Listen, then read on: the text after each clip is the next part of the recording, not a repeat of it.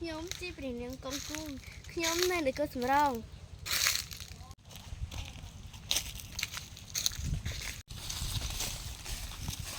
សូមគោរពព្រះនាងកុងគូអើយល្អហើយស្រីស្នំតើឯងមកពីនគរណាទូជប់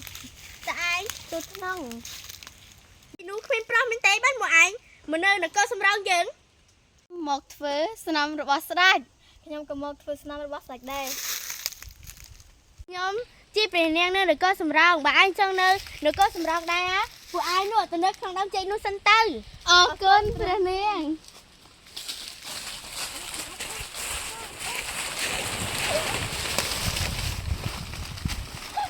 ដល់នោះទៅដល់នេះគឺជារបស់យើង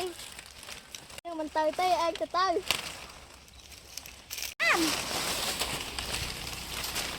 រាជវាំងនឹងប៉ុណ្ណាណៃឲ្យខ្ញុំនេះមកនៅក្នុងដើមចេកយើងនឹងផ្ញើសារទៅព្រះមេដាយើងឲ្យគាត់មកកំចាត់ព្រះនាងទី1សូមគោរពព្រះនាងទូឈូតើព្រះនាងសុខសប្បាយទេយើងនៅមិនសុខទេព្រោះព្រះបត្រីរបស់យើងទៅរស់នៅក្នុងដំណាក់ដើមចេកថ្ងៃនេះយើងមកជំរាបបញ្ជាជាមួយព្រះនាងកុងគូហើយ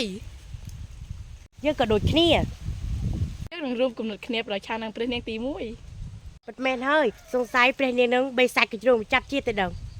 នឹងទៅមើលមុខព្រះនាងនោះតើព្រះនាងនោះស្អាតប៉ុណ្ណាសូមគោរពព្រះនាង